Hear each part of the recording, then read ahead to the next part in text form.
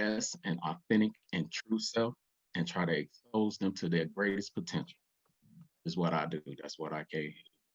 So I became a Master Force coach in 2015, and it is an amazingly funny story that I have to share, Moo, because it was around the end of 2014, and I was I have just got about 2 3 years out of a divorce, and so it was a real dark period for me, and I was just like feeling like, man, I don't know what I'm gonna do. I don't know what I'm here to do. I don't know my purpose, and my life was just going down the drain. And I was praying to God, and I'm like, man, God, you got to help me. I don't know what I'm supposed to do, why I'm here, and I heard this voice that said, you should try life coaching.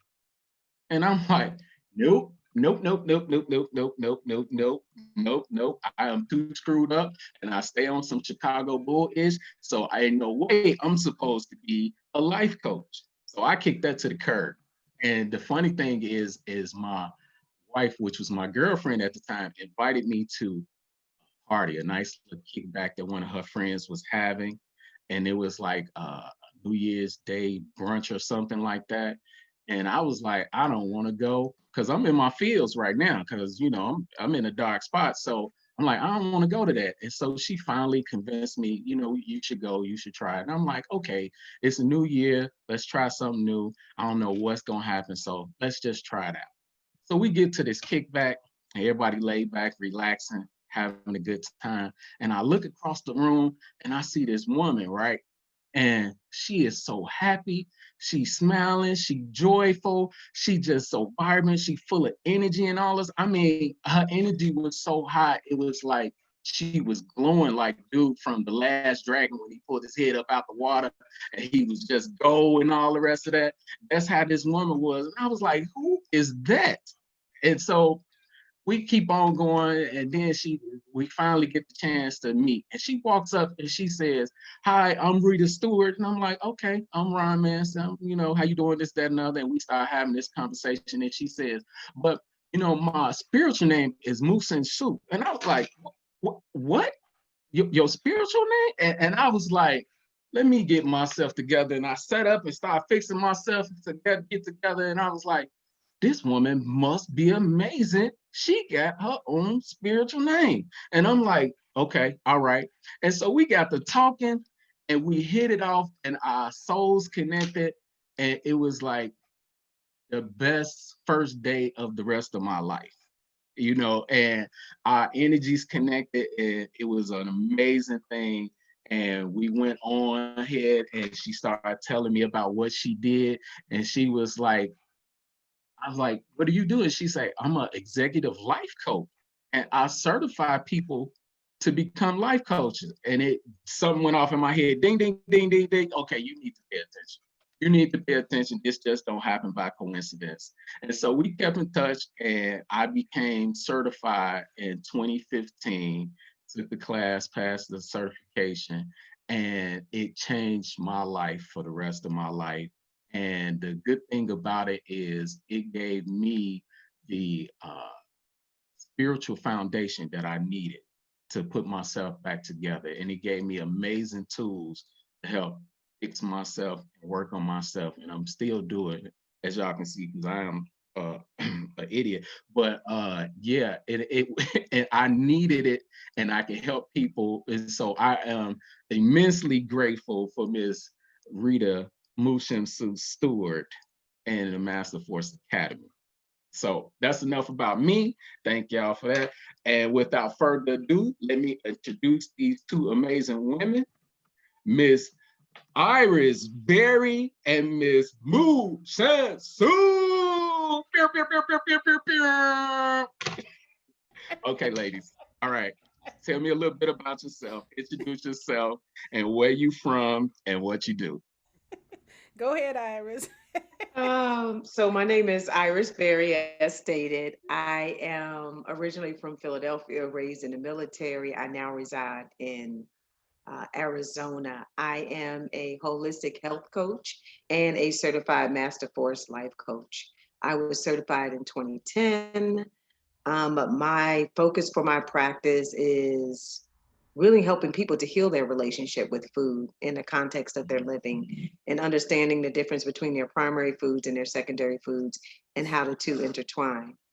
Um, let's see, what else? I hold the undergraduate degree in social work. I have practiced traditional social work with child welfare, public health for 15 years, and human resources for 7 or 8 years. So that's me. I ran up on Moo just like you, Miss Rita, as I know her.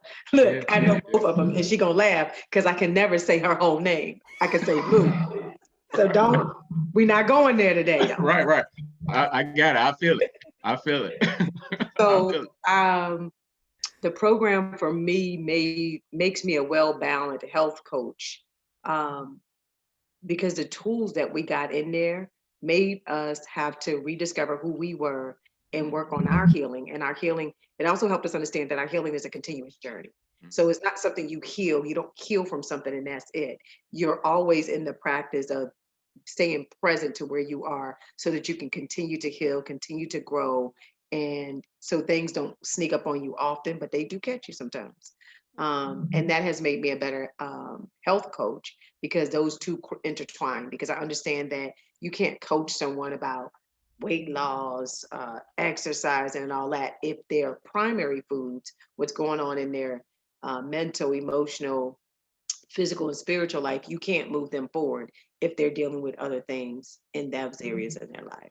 And those are the primary foods, what I mentioned and what we learned in meets what we learned in Master Course. Great. Thanks for that. And by the way, you fancy. So Well, I'm I, fancy. you Look, you well, fancy. Go on, girl. You got it. You got it. Don't worry about it. I'm gonna have fun with you tonight. you the You gonna one get with some. your black suit on. I'm trying to tell you, I had to because I didn't want them to know that I was a real fool. So Okay, look, I got on so my lounge sweatshirt. yeah, I was trying to wear a wife beater, and they was like, "Don't you?" And lay across the couch. They was like, "No, no, no, no, no, no, no, don't do that." So, I straightened up and put on my jacket. Trying to at least look professional. So, Okay. all right. But go ahead, Miss Mood Swimsuit. Uh, where is Sandra right now? I locked the door. I'm in the basement. I'm by myself. I'm off the chain right now. I'm by myself. So about your story, I really have to say I love that story. And what was really great about that evening is that Sandra was so gracious because she allowed us to carry on this Mhm. conversation. And then at the end of the conversation, she came over and she said, "Hey honey, how are you?" I was in there. And you said, right, you said, this is this is Moot. She's certified life coaches. And Sandra, not Sandra took over now. Right. Yep. You had both of us there. And then both of you actually did the course together. Yep. Oh, Yep. nice. It was amazing. It was Wow. amazing. Amazing. Right. Yeah. Now that's homework. That's Yeah. homework. That's Yes. homework. Yep. Because it was crazy because she was going through her stuff and I was going through my stuff. And it was just like, but we worked it out. That's and homework. started That's the using some real tools. homework. And I we Yep. can all make Yep. still both on of the you. journey together. That's what I love. Yep. So, what I want to start off with before I talk about myself is I really want to acknowledge all of the coaches who have made themselves available to facilitate this conference this weekend. This is a actual gift to the community. No one is paid for this. We don't ask for donations. We don't ask people to give us anything because this is our gift. And so those of you that take time off to do this webinar and then you have to prepare for it and then you have to deal with Leela and I asking for this material and that material up until the time, it really does make a difference that you're giving yourself to this. And I want you to know that I notice it and I don't take it for granted. And it means so much to me to be able to participate with people like you. You guys are just amazing, every single one of you. And we've been doing this for 11 seasons. And every time I ask, you guys jump. This year I was like, oh my goodness, there's a lot of me's this year. Let's see. Yeah. You know? Yeah. So I just wanted to acknowledge that. And then of course, Leela. Leela has been here Yes. with me in a lot of different ways, and you all know she's my roommate. So we come up with these grand schemes and ideas, and we pull them off. But we're good. But it's like, move. Can you please just do this? know, I follow orders real well. And then for She those, is the real MVP. Yeah. yes, she is. She is. Yeah. She is. She got me right together real quick. Yes, she gonna get all us together. She gonna get all us together, right? All of us.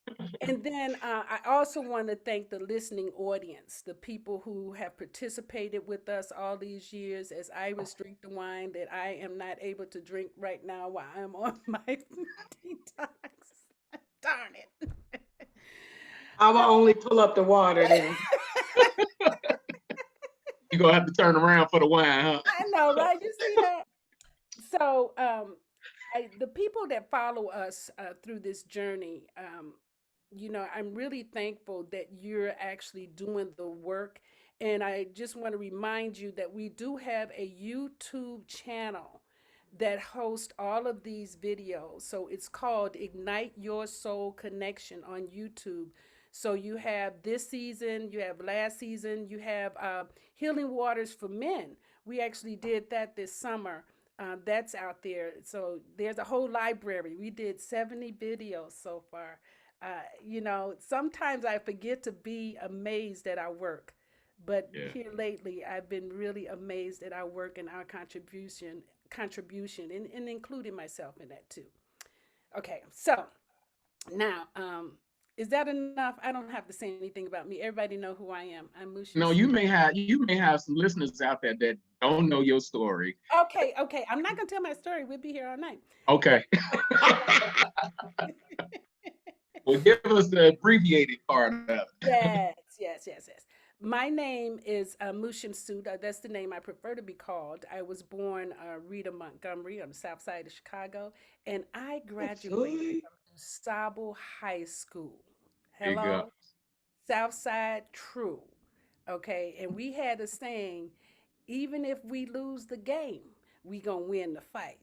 So that's where I grew up. And the only reason I say that is because we literally are mirrors for people to see that you can come from some of the roughest communities and still be someone who can contribute to the world, right? You can contribute to the world. And I actually, what am I? I want to say that I am a grandmother of 5. I am a mother of 3, but I am a grandmother of 5. And I think that is the most amazing thing in my life, that I get to see these young people and that I don't have to discipline grow into just marvelous human beings. That's a wonderful thing for me. Right now, I work as an executive coach in the corporate arena, as well as an executive coach at Masterforce, and I still certify life coaches. Or there's more than me. We have other people that certify life coaches within Masterforce, and we usually teach courses in the spring and in the fall. You can actually find out more information about our program on www.master-force-leadership-academy.com. Okay? And one day I'll fix that. Stop laughing at me, Iris. Okay, is that enough? Is that enough now?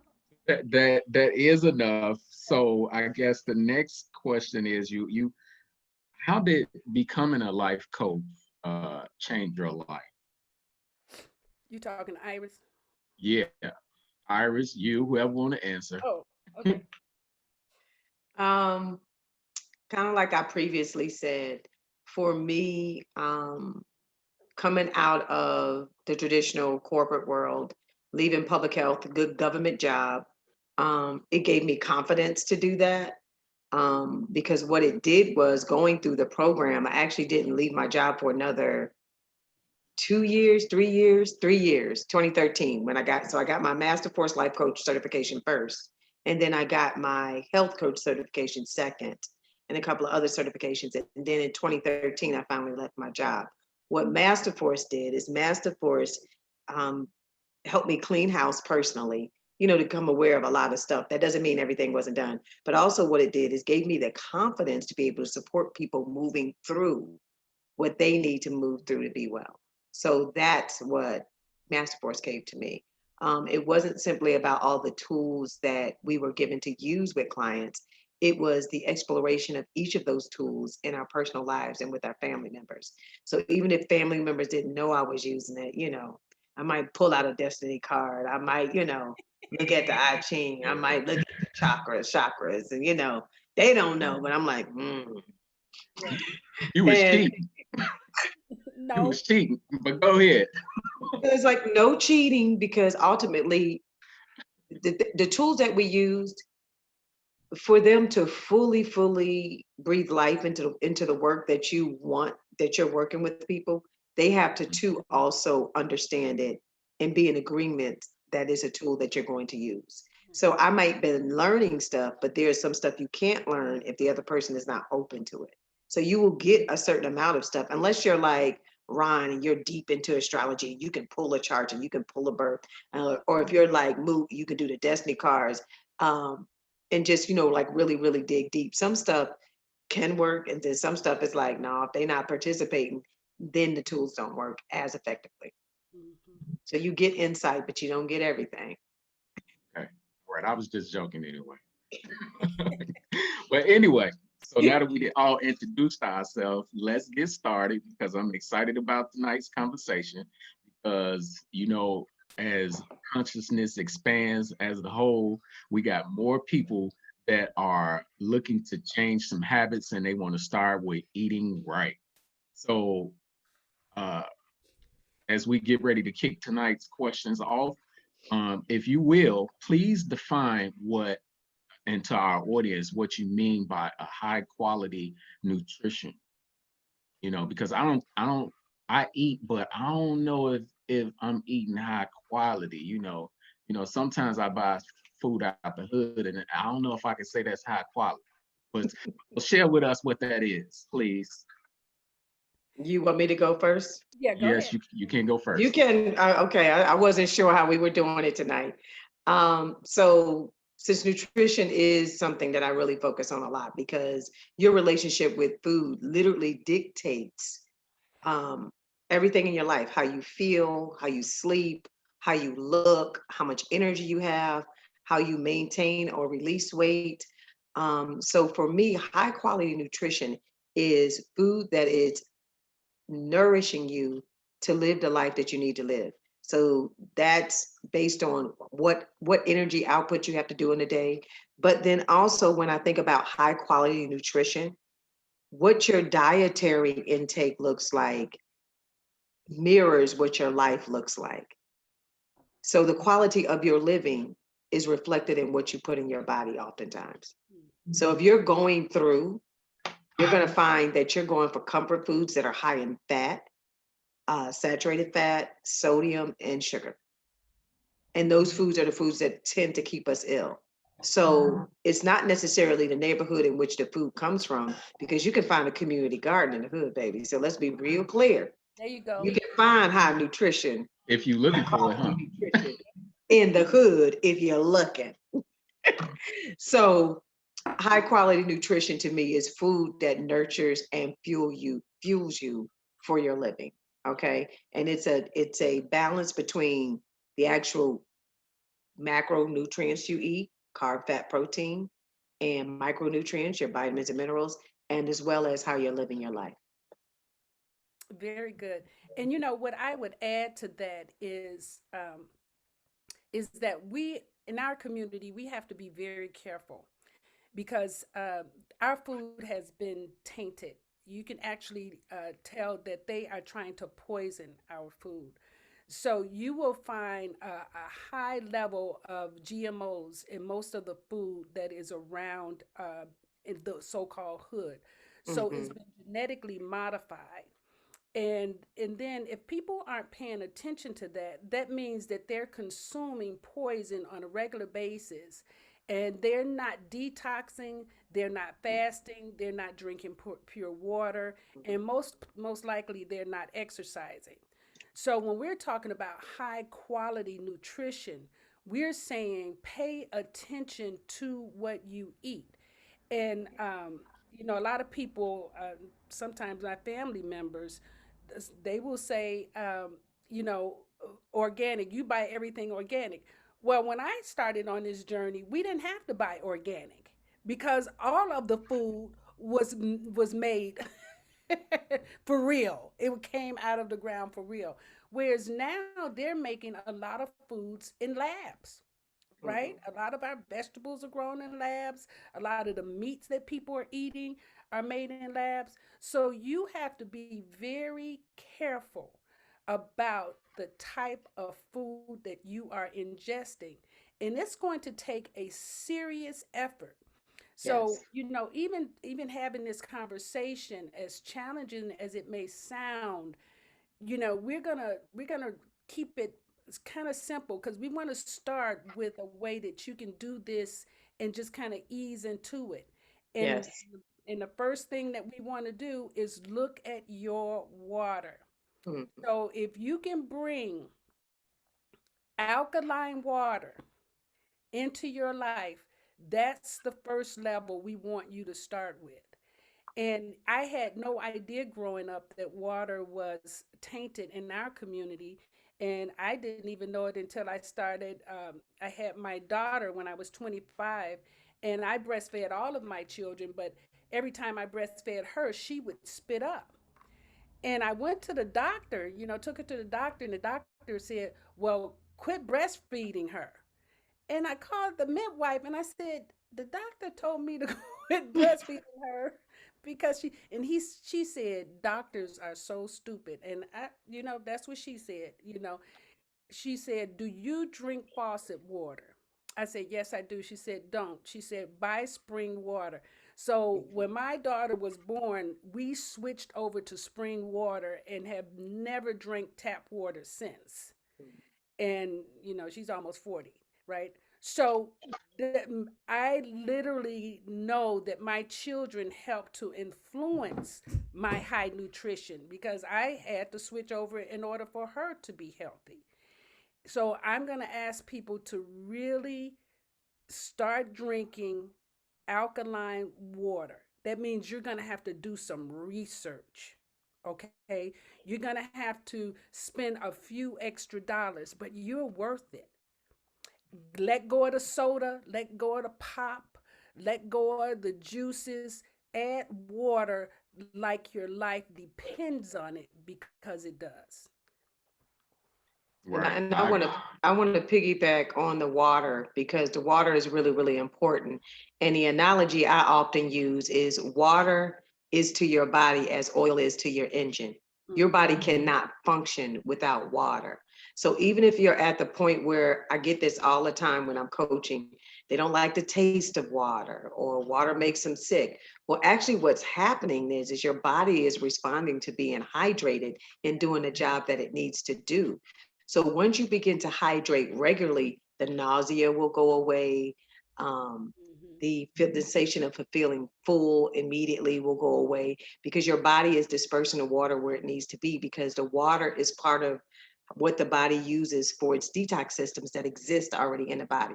We have 12 systems that detox the body for us if we are nurturing and utilizing things like water to do that. If you cannot afford alkaline water, then drink spring water, Mm-hmm. but start somewhere at the very minimum 64 ounces a day. But shoot for drinking at least half your body weight in ounces each day. So if you weigh 150 pounds, that's 75 ounces a day. How do you get that in? Sipping every 20 minutes on something, or marking a water bottle that lets you know, hey, in an hour I need to be done this. By this time I need to be done that. But make it be as intentional as possible, you are going to find, I'm going to carry on to what Moot said, you're going to find that you're less lethargic, you're more consistent with your eliminations, moving your bowels, that your urine is clearer, that your bags under your eyes have reduced, that you're sleeping better, that you're going to have more natural energy. You're not going to be relying on coffee at 2 or 3 o'clock in the afternoon. It's just so many things that water does to make your body function properly. I'm passionate about water too. Look, I'm Yes. passionate about water too. Look, water is it. Water is I agree. I Everything. agree. And I think a lot of people forget that the body is what, almost 80% water or something like yes, it that. is. Yes. And that Yes. when you are dehydrated, your body start letting you know right away. You get aches and pains throughout your whole body, and you be trying to figure out what's wrong. And I know because every winter in Chicago, it's cold and I'm not as active. And so there's no need for me to drink water. So I have to force myself to drink water. And so water is very important to the body, just like you said. I'm glad you brought that out. And alkaline water is important instead of this acidic water that's coming with the tap water that we get from out the tap and all the rest of that. So I'm glad you guys brought that up, the importance of alkaline water and at least the amount of water that you're supposed to have. That's good information right there. So my second question to you guys is, what is the difference between plant-based, vegan, and vegetarian? This is important because it is a whole lot of businesses and restaurants out there that's trying to cater to us as we arise in our consciousness to eat better. So help explain, and you guys can kind of piggyback off each other. Moo, you can go first. Iris went first last time, so you can go first, and then Iris, you can piggyback and let us know. This is very important, so I'm very interested. Well, I'll go first, but I'm gonna let Iris talk about most of it because she does so much work in her lab. Okay, but okay. but I just want to the difference so how I distinguish vegan and vegetarian is with dairy between because I go between used to now I'm vegan, but I would go. The reason I couldn't be vegan for so many years is because I love cheese pizza. And I remember one of my mentors told me just when I was turning 50, he said, Mushim Suit, you're going to have to quit eating cheese pizza because it goes right around your middle. And after 50, that cheese does not disappear, it just sits there. And I was like, I can have cheese every now and then, right? And he was like, not after 50, you can't. You know? And I tried it, and now I'm over 60 and it's even harder. So I'm done with cheese. And but I really have not drank milk. I did not raise my children on milk. My children always had almond milk, hemp milk, um, those kind of milks, right? We actually made milk from almond butter, different things like that. And then and I'll let Iris go ahead and talk about the plant based side. Okay, so plant-based is someone who primarily eats plant-based foods, so vegetables, fruit, and other items that are made from vegetables. That is what plant-based is. They try to avoid animal-based products, including milk, cheese. They also avoid eggs, but that doesn't mean that they're free of it. So the title came up because it took out all the political parts that come with being a vegan, because vegans don't eat anything associated with animals or life, period. This includes honey. Yeah. So that's what the difference is. And then vegetarian, they still eat dairy and eggs. Hmm. So that's the difference between the lifestyles. Um, they attempt to avoid other animal products. So with that said, I encourage people who are trying to move to eating a healthier diet is really simple. Eat more of what's good for you. Hmm. So, for instance, if you're still a meat eater, you're still going to have steak, you're still going to have chicken, pull back on the amount of red meat you eat and maybe make that once a week or twice a month Hmm. and focus on eating more fish, maybe fish twice a week and chicken, and then having a meatless Monday, but get more veggies in there. Focus on what you can have more of. And then the trick is don't go in thinking, ooh, this is nasty. Go in and treating those vegetables the same way you would season a piece of flesh. That's right. You understand what I'm saying? Go in and use the cooking techniques that you would use that with. So if you're steaming, sauteing your fish, you can saute vegetables. Every Hmm. vegetable is different. So we're in the winter season. So we're using squashes, we're using more root vegetables. So with those vegetables, you might want to consider roasting them because they have more flavor when they're roasted. It comes out. And then be generous with spices. The same way y'all rubbing up, your pork, St. Louis pork ribs and your chicken and all that. That's how you do your vegetables. You'd be surprised at how good it is. The other thing I would say when you think about making this transition to eating higher quality nutrition is have a smorgasbord. Don't limit yourself to this is all we eat. Experiment it. So maybe once a week, if you haven't started using squash, butternut squash, spaghetti squash, winter squash, start looking at what's in season. Eat what's in season because that's the first way you get high nutrition because you're eating what's growing right now. So you're going to get more nutrition value out of it. So you're going to be experimenting and it takes time to do that. So in the beginning, it's a little bit more time. But once you get used to practicing these habits in your lab, I call my kitchen my lab.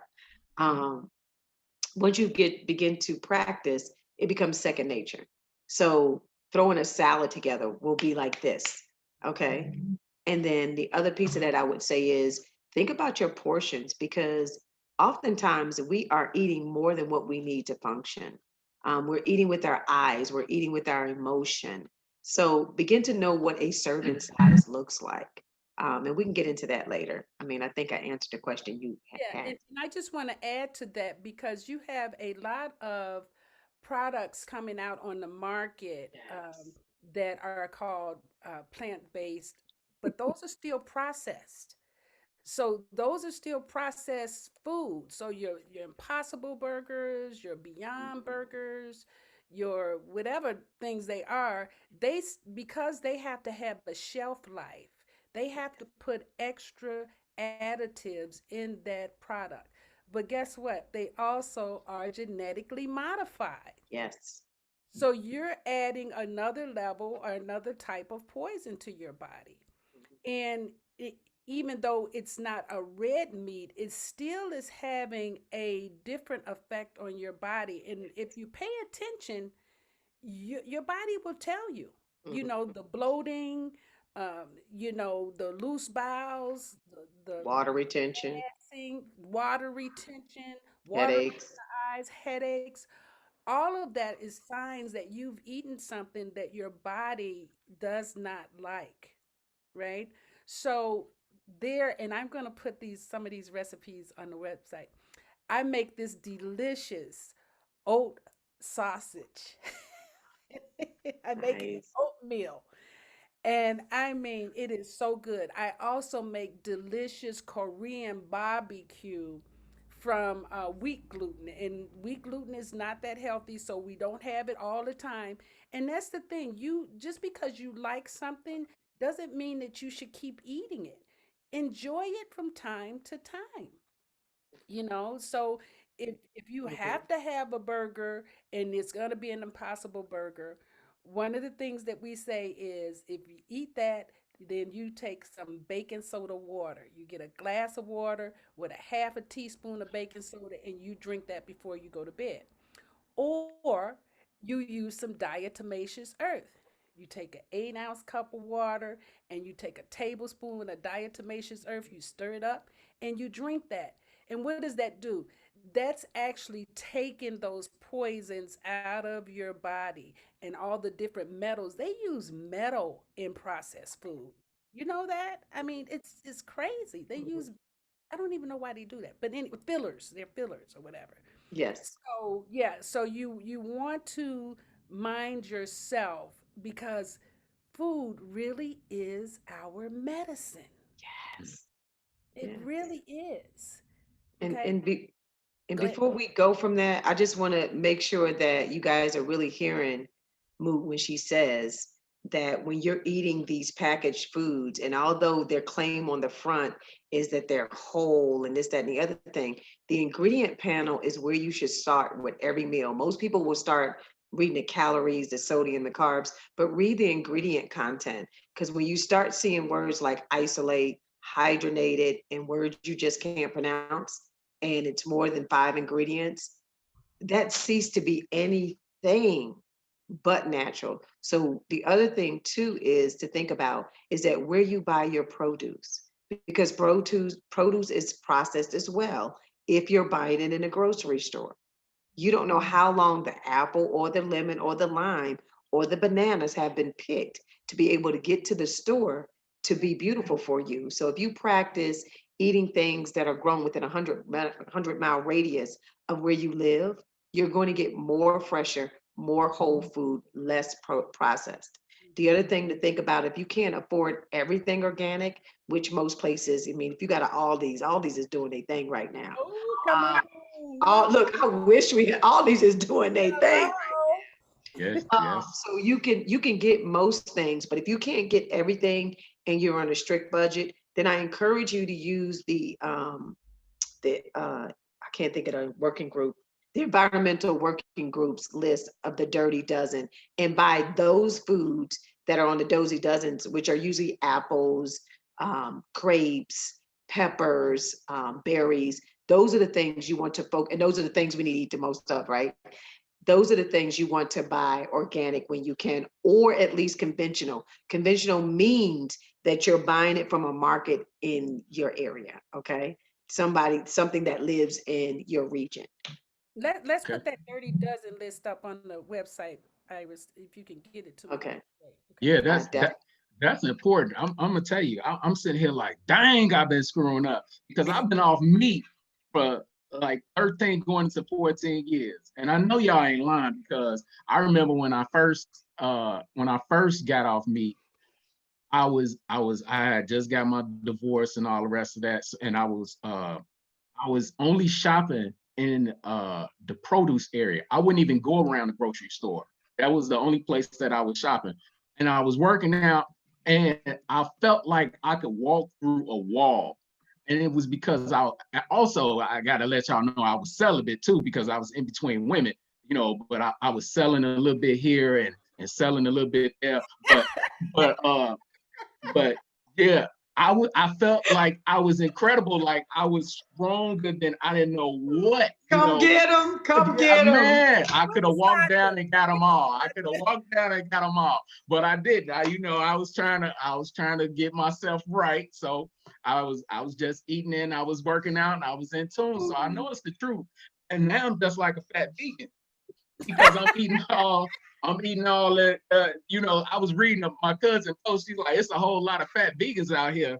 Now we know why it's a whole lot of fat vegans out here because we eating that garbage food from the restaurants that ain't good for us and got metals in it and stuff like that. So if one of you ladies know how to detox the metals out of the body, I would love that information. Or put it up and send it or send us somewhere that we can get that. Really, those two things I just said will do. Okay. Mhm, Mhm. Okay. mhm. Well, Lily, if you can, Leela, if you can, please put that in the chat I'll for put it, us. yeah, and I'll put it on the website too. Yeah, that would be And great. and I think the other thing, O'Ron, that you want to actually focus on is that if you're going to eat processed foods, because most of us, when we transition from eating meat, we become carbitarians very quickly. So it's because of what we know, and we don't expand outside of that, our knowing.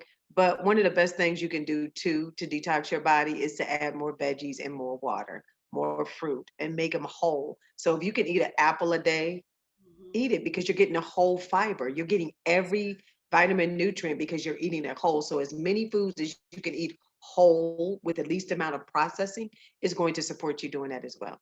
Mhm. Okay, great.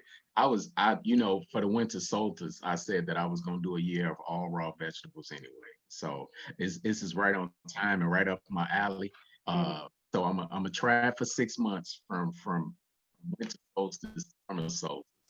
So one of the things that I'm going to encourage you to do, unless your wife is going to be cooking for you, because the body wants to do what's natural. It wants warming foods. So if you're going to start this raw food diet, then you need to know how to warm your food so that your body doesn't reject them. Because I can guarantee you, if you're eating cold raw food all winter long, you're gonna have some issues. Your mood is going to change. Your body is not going to be happy. You need warm food right now. So if you don't know how to use spices and stuff like that, I would encourage you to start in the spring, Okay. which spring for Chicago is May. Um, I would encourage you. I would encourage you to do the raw, and this will give you an opportunity to begin to practice with the foods so that you know how to give them heat without cooking them. Maybe you learn how to dehydrate with the oven, which is really hard if your oven doesn't fall below 170 degrees. But you need to learn more techniques so that you can eat more foods raw, not get bored, not cause gas and bloating and all that, because you will do that in the transition. Because one of the things that we fail to do when we transition is to drink more water. If you're adding more fiber, you need more water, Okay. period. All right. Period. I'm grateful for that heads up because I'm already a jerk and I don't want to be a mean jerk to my Oh, you're gonna family, be a mean jerk. You're gonna be So a thanks for whole that mean heads up. A jerk. whole mean jerk. Right. Oh, just crouchity, like my daughter say, you crouchity.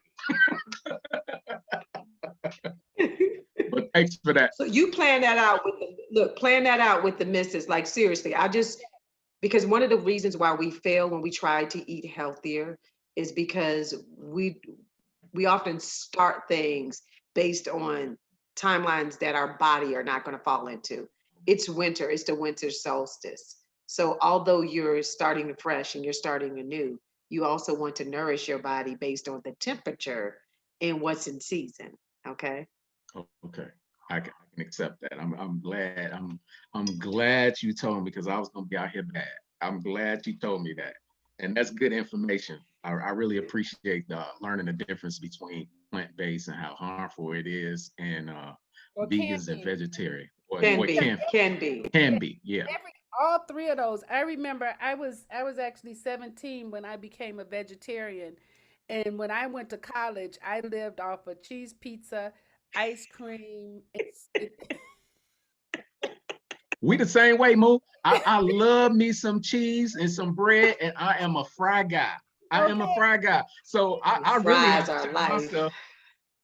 So I'm not the only one there, right? Okay, So all right. Okay, so yeah, man, I like playing basketball and I was eating cheese and that inflammation went straight to my knees and I oh, was like, man, I can't keep doing it. I wanted to be out of I couldn't stand the pain. So yeah, you're absolutely right. But I do make my a mean vegan pizza though. You know. yes. Yeah, we Yes. know now we have the secrets. Yeah. There Yeah, you go. yeah, There yeah, you yeah. go. We There do, you we do, go. we do. There So you go. now we got the difference between the foods.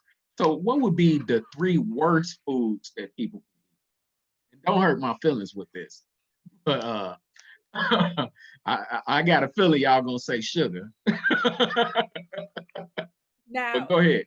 I would say the your white stuff, right? I would say your white flour, rice, salt, sugar, and MSG. Mm, So, most of us don't even realize that in a lot of restaurants, they use MSG, which is accent.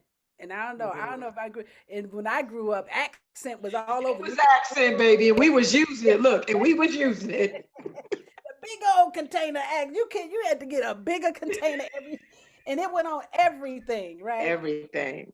And then when I started having children, I started checking stuff, and it's like, oh, this stuff will actually cut your arteries open, Mhm. have you bleeding on the inside, and you wonder why chicken tastes so good. is death by taste, you know. Right. Right. So and then with your rice is naturally brown and they bleach it. Just like bread is natural wheat, naturally brown and it's bleached. Mhm. So we have to stop eating bleached foods. You can find foods in this more natural version. And instead of table salt, iodized salt, get you some sea salt, some kosher salt. But stop using salt at the table.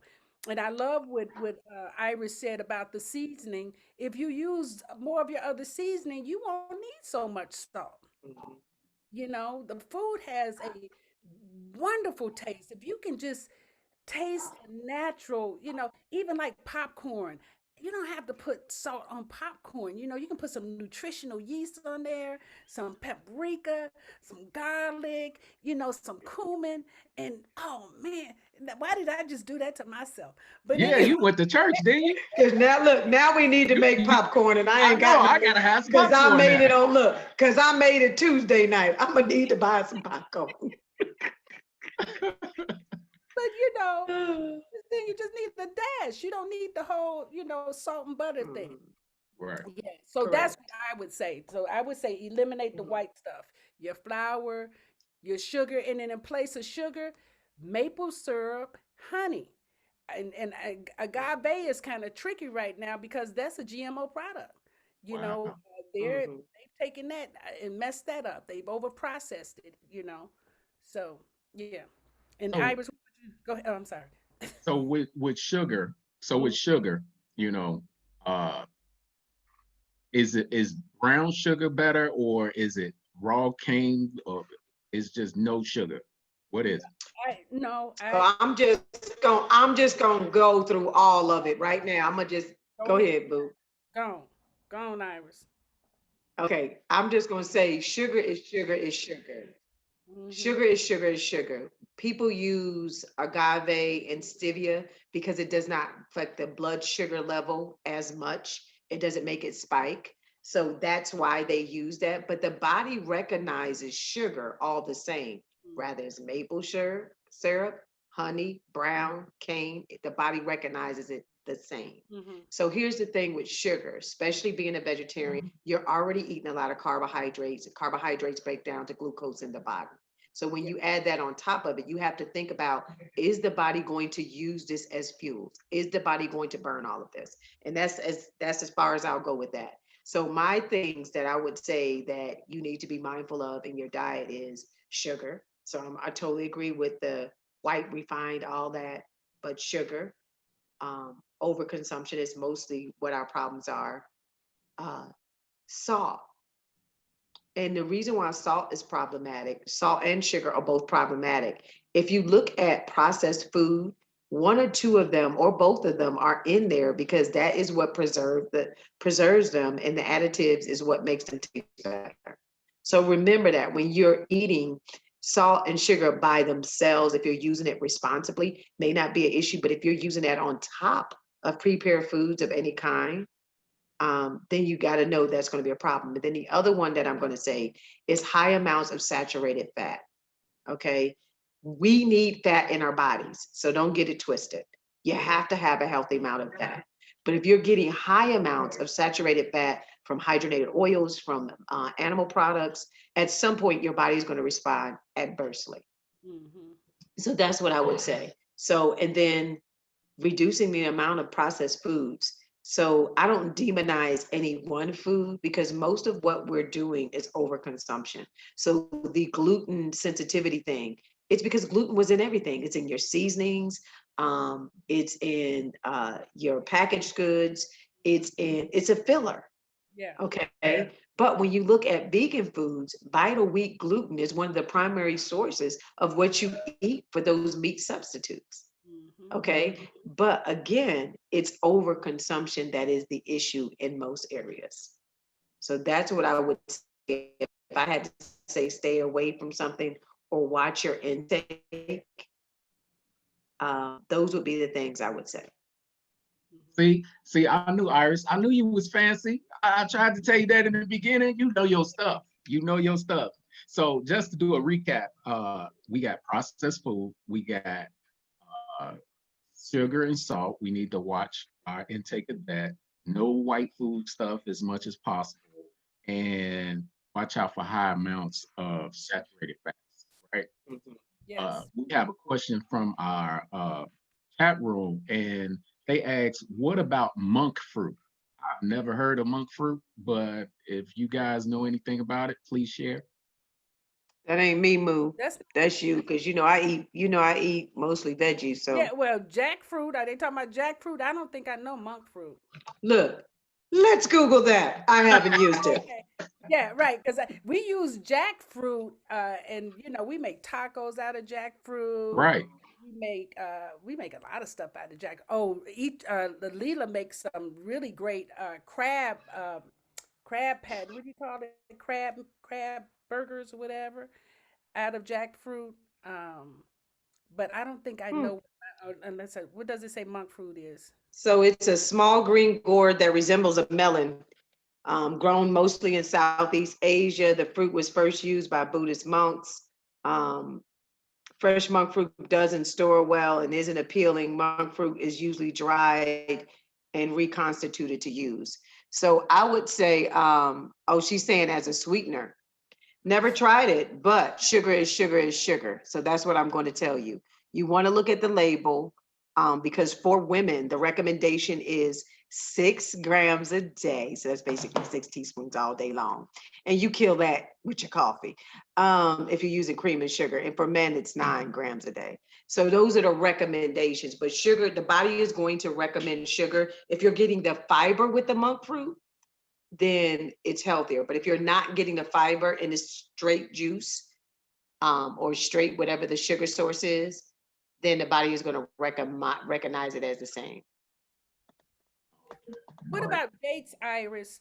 Because I do know that the body now, according to Ayurvedic medicine, they sweet is one of the criterias that you need to have on a daily basis. You So do. would fruits and dates feed into that? So the dates and the fruit are fine because you're getting the whole thing. So I still would monitor, depending upon if you're diabetic or not. I would keep that down to 5 to 6 dates a day, Yeah. which most people kill in a smoothie. But you're still getting the fiber from that date. Okay. With fruit, you're still getting, because if you're eating the skin and the flesh, then you're getting the fiber. So the sugar is not breaking down instantly the way it is when you're using table sugar, or exactly. So no, those are good sources because you're still getting the fiber with it. Okay. Thank you. And that was really important to understand when people badmouth fruit. You don't want to overconsume anything. Overconsumption of anything is bad for you. Hmm. Okay, because you want to mix your foods up so that you get a good mineral and nutrient profile from everything. But as long as you're getting the fiber, Mukta, you should be good. As long as you're eating it whole, you're getting the fiber, you're good. Okay. Cool. Okay. I'm All sorry, right. Well, y'all. My thanks for. shoulder. Bad. Oh, you better get your heating pad then. We gonna give you a pass if you need I'm trying. Look, I gotta wait till we get off the phone so I can it. lay Okay. down. All right. So let's get back to it. So does everybody around you eat this way? Like you guys got people in your family that eat one way and you eat a different way. How does that work? Well, no, everybody around me does not eat like that, Okay. and especially when I'm in Chicago. Mm. Yeah, and it's so interesting. It's been like that my entire life, but I think that's part of uh, the structure for my discipline. It's part of who I am and my discipline. So it's okay. Like I really have to stick to what it is that I do and honor that. So I make it a point not to judge people in their food. My thing is, if it brings you joy and we sitting there eating, you have at it, enjoy. I rather you have joy about what you're doing than me sitting there telling you, oh, why are you eating that? Oh, now what you're eating is gonna be even more toxic. But I actually manage my own food and what it is that I want, and I always make enough when I cook. I always make enough for everybody to enjoy. And if they like it, fine. If they don't, more for me later. Okay, what about you, Iris? No, everybody around me doesn't eat the way I do. As a matter of fact, moving here, trying to hang with people outside of that, I like to eat. I mean, I'm a secret fat girl. Well, it ain't a secret. If you know me, it's not a secret. It ain't a secret. But no, everybody around me doesn't. But most people around me have improved their dietary lifestyle because of how I eat. So I'm more plant-based in that most of the time in my home, unless it's lunch meat or we go buy the fried chicken. I primarily don't cook meat at home. I will cook flesh foods that I cook would be eggs and fish. That's what I would deal with mostly. But around me, no, no. No. And my mom is my play buddy. Every now and then she got to have her fast food, and I done succumbed to playing with her. And I tried that. I don't know how they eat this. It's like an oxymoron to actually eat vegan food from restaurants that are traditionally not plant-based. I Mm-hmm. tried that Impossible Burger from Burger King, and I was so sick. Like the gas started like 30 minutes after I ate it. Mm-hmm. Could not sleep because my stomach was so distended and so much bloating, so much gas. No, no. So I eat because plants are just better. Yeah. Old habits die hard. So I was vegetarian for 3 years and vegan for about 5 or 6. And then I fell off the wagon. And then I found an equal medium in being plant based that I know plants rule. I know when my body is saying, hey, look at here, you can't do this. Mm. You can't eat that. You can't eat that. So I'm a cheese lover like you guys, but I can go without it. Once I turn it off and get it out the house, I'm good. And Yep. then I can eat the serving size, which is 3 ounces, which looks like nothing when you're eating cheese regularly. But if you're eating it here and there, that 3 ounces be like, I get some cheese. That is that is good stuff because the fat boy in me be going in on it too. I'm right there for all that shenanigans. But I'm glad y'all brought it up, and especially you move about you speaking towards letting people be where Mm. they're at. Because when I first went vegan, they was all over me talking about something. You eating all that rabbit food? Why don't you just go out in the yard?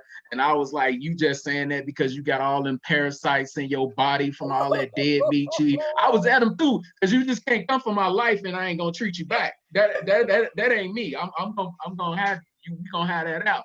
And so Mm. you go to your corner, I go to mine. We be mad for a little while, but we come back together and all the rest of that. But what I But I found is that when you eat like that, it kind of becomes socially awkward, right? Yeah. Because most of the events in life is marked by food and what you eat. So I'm glad you guys brought that out. If you want to elaborate more on that, you can. But I you was going know, to say when I first started out in this field and I started out on my health journey because I had such great results with improving my health. Because I started at 36 really paying attention. And it was a gentleman that I was dating. He was great. He bought me my first juicer. And I was like, look at here, this nigga like me. Excuse my language. But anyway, so he helped me transition initially. And it was amazing. So I was all out there like, you need to stop doing this. You need to stop doing it. I was very judgmental. And I still tend to be judgmental because mhm. unfortunately, it's hard to watch people commit suicide, like a conscious suicide, because you know how important your relationship with food it is. So it is a conscious suicide, but we don't treat it the same way. We Mm-hmm. don't treat our relationship with food in the same way. We look at suicide as immediacy, as opposed to the people who are taking the long route to it. Mm-hmm. And one of the things that people don't realize is one of the major problems in our community is diabetes, and that's the easiest thing to cure, and that's with your Yes, it is. diet and exercise. That's Yes. it. And so for people to go to the doctor and tell the doctor to fix them and all that, Mhm. it's giving your authority away. It's almost like I don't want to be responsible for taking care of this avatar. You Say know, it.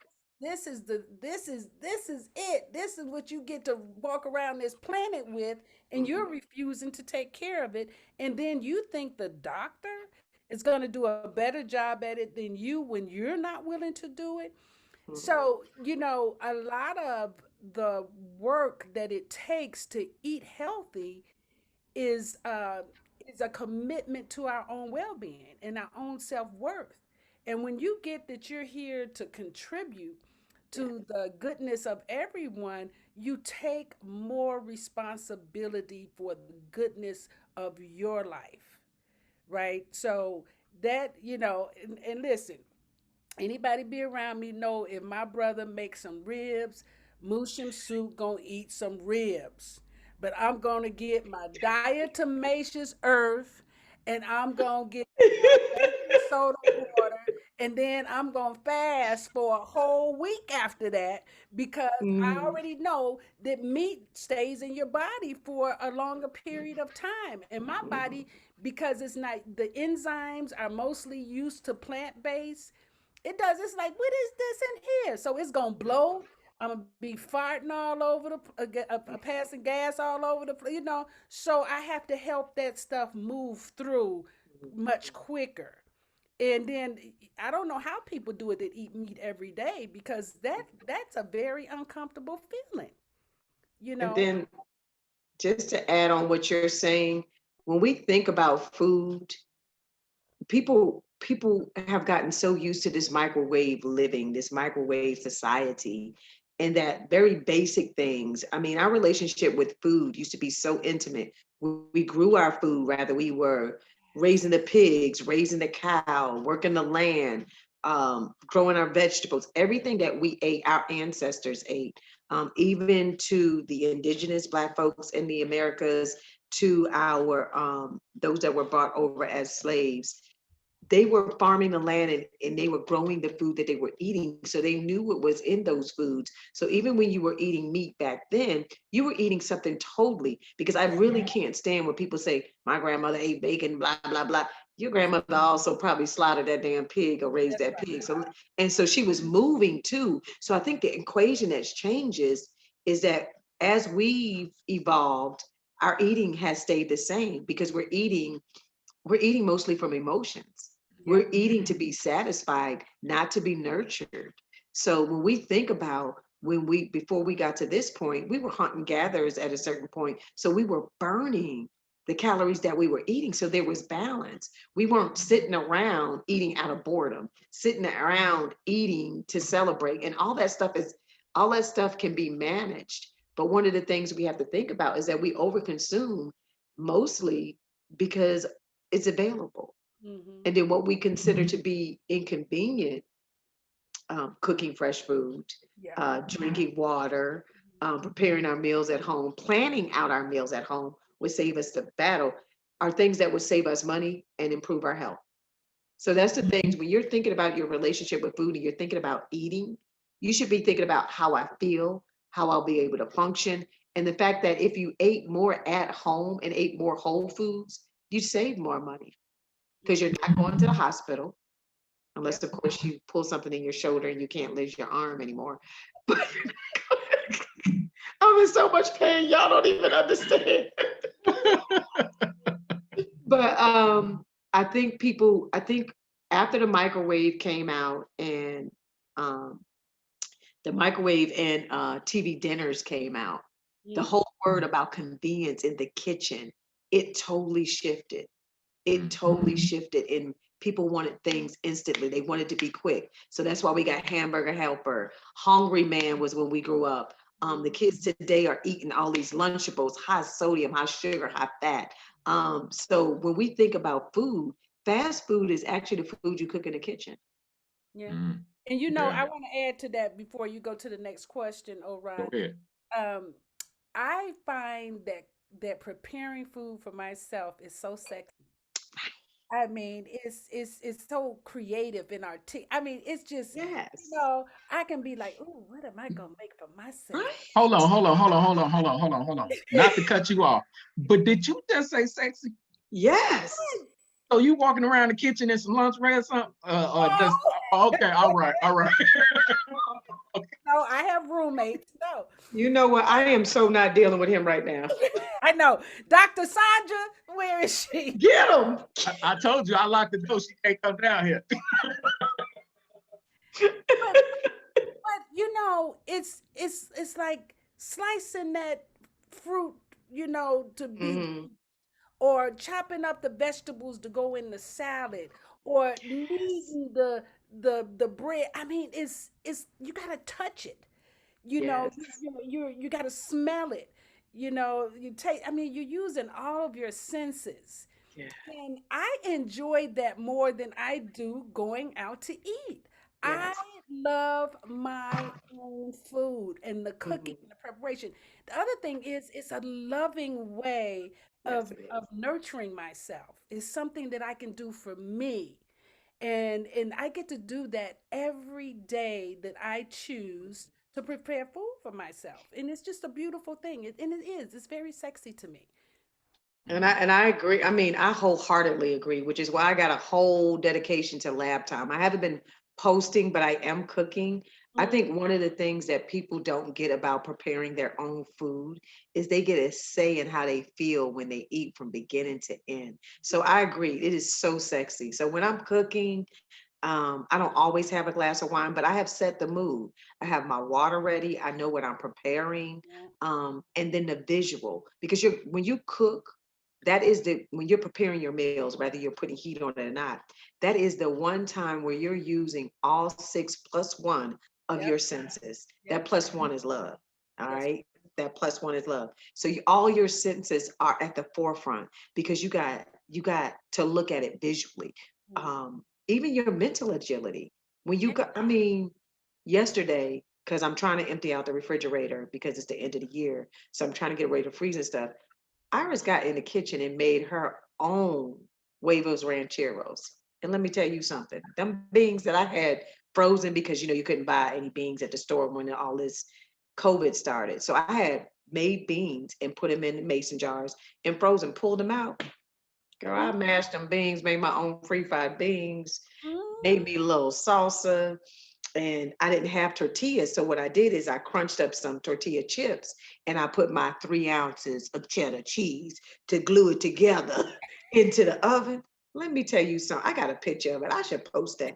That was, I mean, I was so impressed with myself and so excited, like that first bite and watching it come together. And let me tell you something, if you're cooking fresh, most of your meals shouldn't take more than 30 to 45 minutes to cook, start to finish. yeah. Mm, okay. Especially if you're prepping, especially if you're chopping up veggies that you use all the time, Mm, especially if you got them packaged so that you can just grab and go all the time. mhm, Okay. Well, I'll tell you So one it's thing. sexy. I'll tell you one thing. The next time my wife gets mad at me, I'm going in the kitchen and I'm gonna start cooking. It ain't gonna be for nobody else because I'm being there rubbing pineapples all on my chest, getting in the mood. Ain't nobody else gonna be able to eat it. But I'm gonna get it right.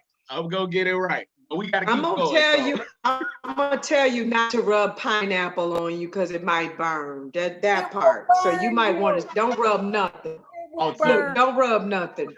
okay, all right. I won't do it. I Don't, won't do it. don't, Okay, my next don't. question, because we running out of time. I can talk y'all forever. But anyway, and I want to address this question according to the practice and the tools that we use using the Life Quadrant MEPS. So, how has high quality nutrition affected your life using MEPS, mental, emotionally, physically, and spiritually? Mhm. Go ahead, And Iris. go ahead, Iris. Okay. So for me, nutrition is everything. I started my journey in health coaching um, after I healed myself. So in 2003, I moved from Arizona to Chicago. So from 2000, so August of 2003 to March of 2004, I went from 117 pounds to 168 pounds. Um, and that was just eating good because I moved to Wrigleyville first. So I was right off of Restaurant Row. Even my child gained 10 pounds. But anyway, so from that, in that spring, I was diagnosed pre-diabetic, pre-hypertensive, and I had developed irritable bowel syndrome. Um, all that because my diet changed so drastically. Living here, I ate lighter, didn't realize it. I was dancing salsa 3 days a week, hiking once or twice a week, and just being active. So my dietary intake reflected my lifestyle. I moved to Chicago and I lost my mind. I'm eating meats on meats on meats, savory sauces and gravy and starch. And before I knew it, I had made myself ill. So once I learned, and I started that before I did my training with Master Force.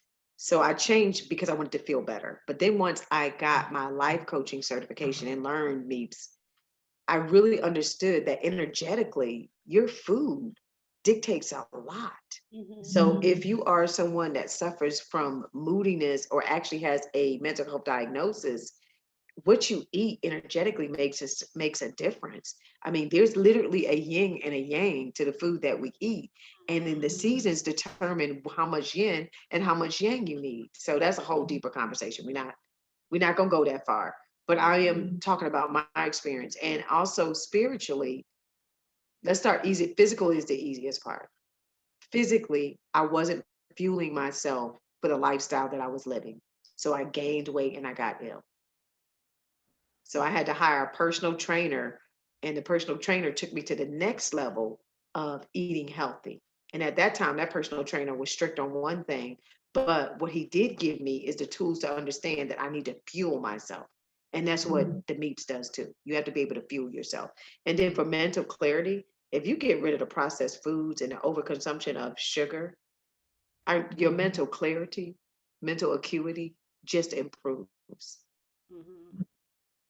Yeah, and how I actually use the MEPS for myself is inside of a conversation we have telomeres in our body, and they have caps. Telomeres are these caps that are on our chromosomes, and what happens is the more that you consume foods that are not healthy, it shortens the telomeres, which in turn shortens your life.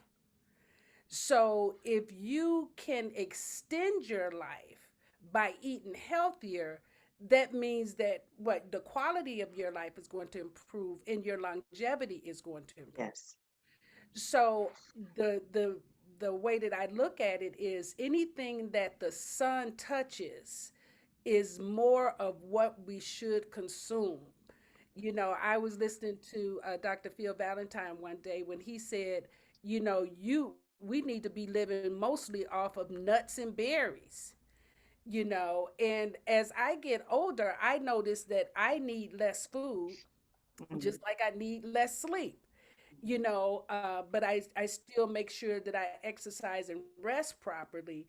And I am down to one meal a day, and Mhm. I've been doing that for a few years.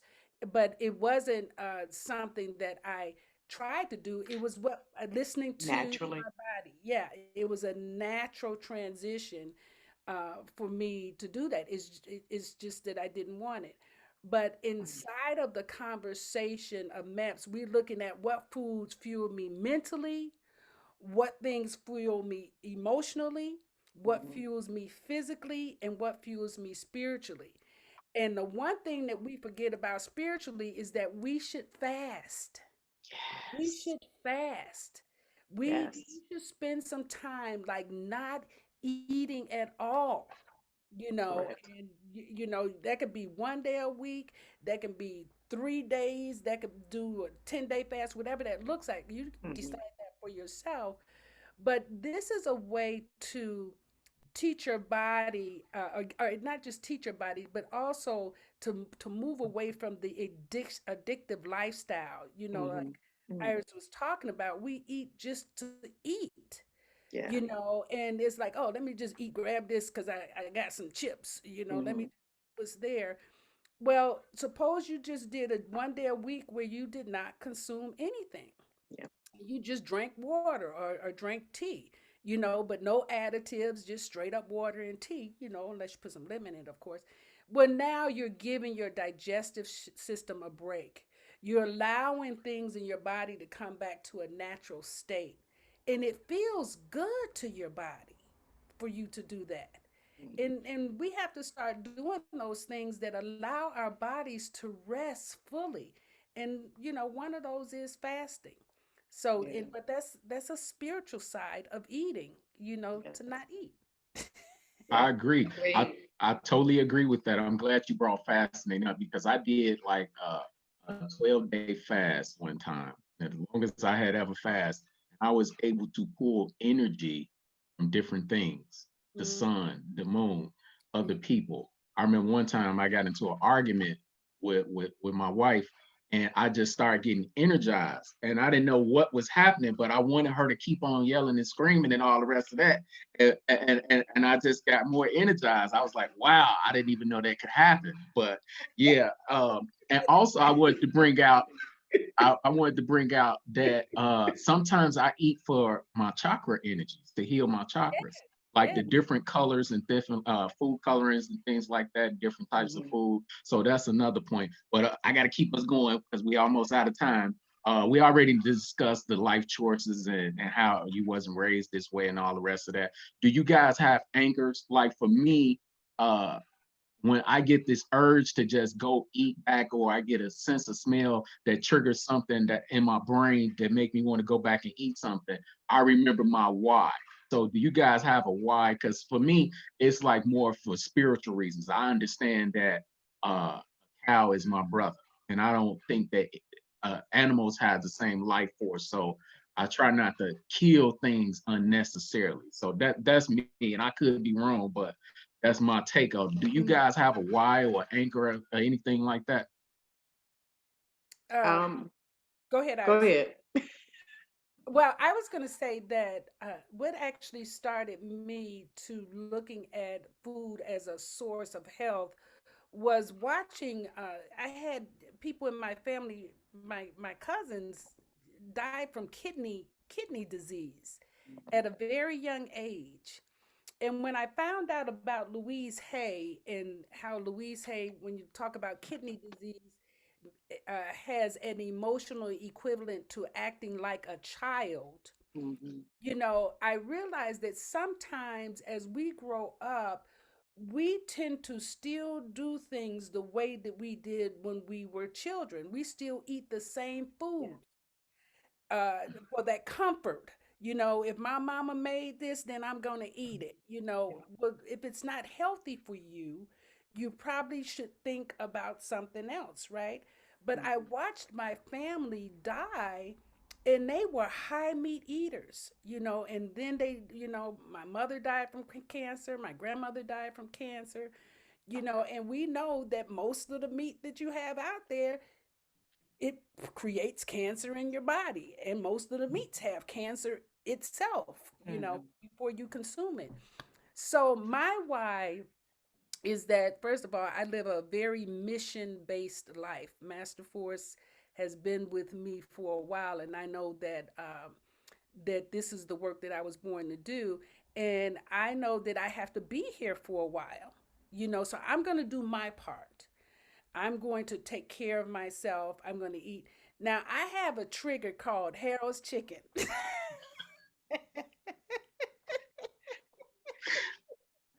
and you know, and thank God, I mean, and listen, but this is my discipline because we lived right around the corner for Harold's Chicken, and I can't remember not one time when Leela and I went to Harold's Chicken, because when you make a commitment Hmm. to the well being of your life and you're honoring it at the source level, Hmm. like really, then you're not going to just go eat Harold's Chicken every day, once every 5 years, maybe, or once every summer when I go to Chicago. I didn't even get any Hmm. this summer, but, COVID was.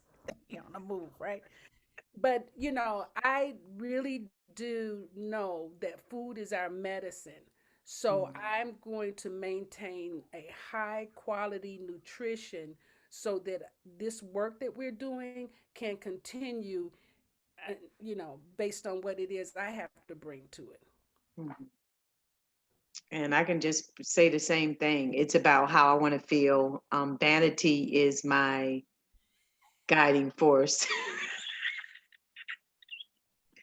I'm just gonna keep it real. I like to feel and look good. When you look better, it's easier to get dressed. I mean, you can put on anything. Hello? But I like feeling well, and I know when I am not healthy.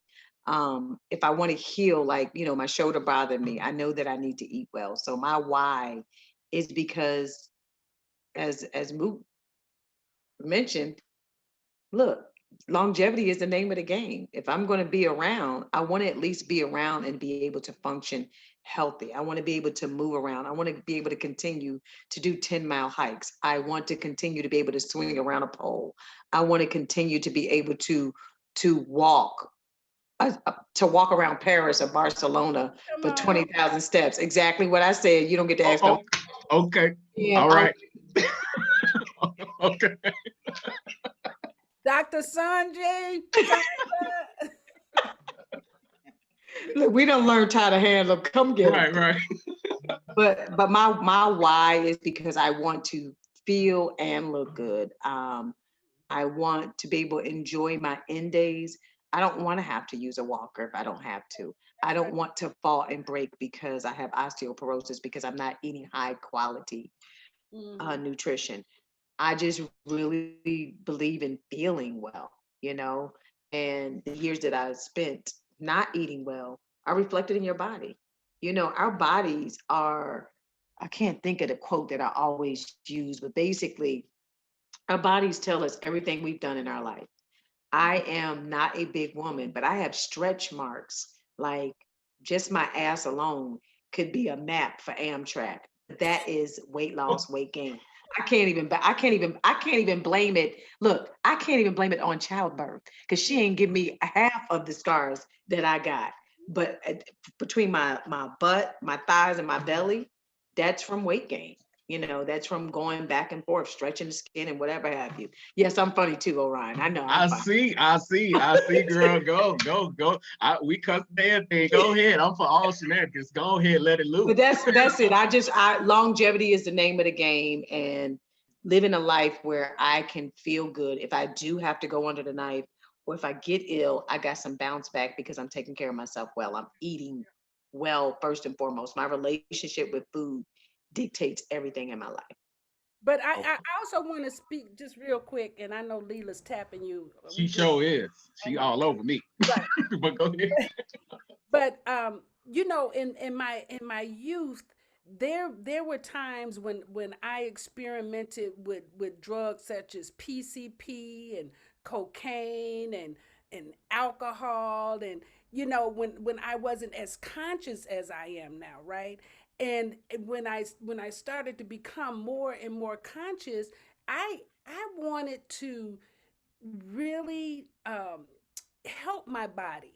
I wanted my body to know that I could forgive myself, and wanted my body to forgive me for being, so, careless. Cuz and that's how I know it's a God, because the stuff that I did, I could have been dead 4 or 5 times. Mm. And I've never been addicted to anything. I've never suffered any overdose or anything like that, but I was out there playing, like, just being willy nilly, And as I started getting older and having children, it was like, you better slow your ass down. Yes. And I tell my daughter all the time, I said, now I'm making up. I'm making up because, like, I got to add some years now. Right, Right. I was doing right. You was out there, huh? I ain't even know. Chicago, South Side. Come on. I know during that time, yeah, you was out there. That was That's right. leisure play. That's right. In the 70s. That's right. All right. So let me see. What can I ask? We got about 5 minutes. I think the most important thing is how can people learn to prepare these foods? What do you guys think about that? Well, let me say this. I made a dish last night because we're doing a 21-day fast and we only have 5 days left. Mm, But a detox. It's not even a fast. It's a detox. And so our the work is to eat raw. Eat something raw at night or for your last meal, because we juice through the day, right? And I wanted some tacos. So last night, I went on YouTube and I said raw tacos, right? Baby, they came up with all these different recipes. So if you want some good recipes, vegan, raw, whatever, YouTube, it's some wonderful chefs out there. And then the other thing is to make sure that you stack your kitchen with those what do you call them, the pantry foods, right, Yeah, that you're going to use. essentials. Yeah, essentials for when you're going to eat vegan or raw. Make sure you have those things, because it's a little bit different, because you're going to want some nutritional yeast, okay, and some dates when you make your desserts, that kind of thing. but Mhm. but yeah, and then I do have a cookbook. I think I'll make that available too, because Mhm. when I used to go out of town, Leela said, "Well, you got to leave us some recipes." So I made a little cookbook. So what would you say, Iris? I would add to that just to start simple. Focus on what you need to eat more of and get good at eating that, adding that to your plate. The other thing that I would say is use your instincts, use your intuition. Cooking is all intuitive. So you don't have to be Chef Boyardee or, Martha Stewart to make a good meal. Keep it simple. Keep it simple. Get you a few recipes, make them, build on that. But the focus is increasing the amount of high quality nutrition that you're getting in your life. So everybody starts differently. I like exactly what Miss Reed said, what Moop said. And basically start simple. Get you a few recipes, master them, focus on just getting more of what is good on your plate. So if you're still eating meat, then think about the serving size for meat, regardless of what it is 3 to 6 ounces. Most of us are eating 6.5 to 9 ounces of meat on our plate each night. So Mm-hmm. wow. think about reduction as well. So if I had to give you a tip, I'd say focus on what you want to improve. And the more you improve of that, the less you will do of the bad stuff. And if you don't know how to do it, after you Google, after you go to all the web stuff and stuff, call me. I got you. Very well living at gmail.com. But you got to Okay. want to do the work. I got a rating scale. I'm going to ask you on a scale of 1 to 10 how likely you going to do your homework. And if you give me anything less than a 7, we probably not compatible. Oh, Well, look, okay, all right. Don't call Miss Iris on no BS. Get yourself together and get your situation right before you come see her. I got it.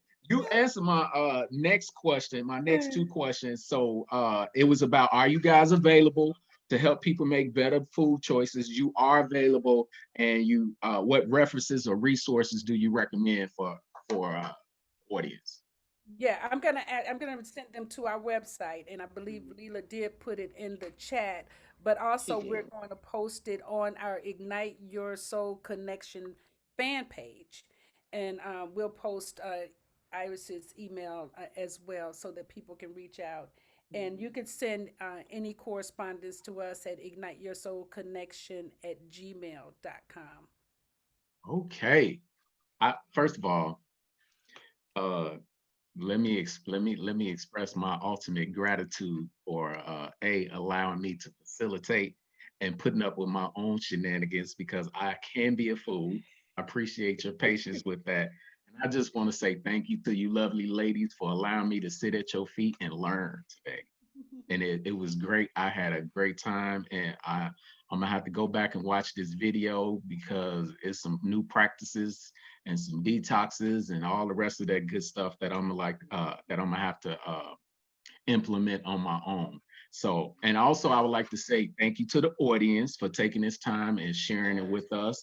And hopefully you also got some gems and some tools to help you work with to prepare for this winter solstice and also for the rest of your life. And in the words of my brother Russell Simmons, thank y'all for coming out. God bless you and good night. Good night, Good everyone. night. Good night.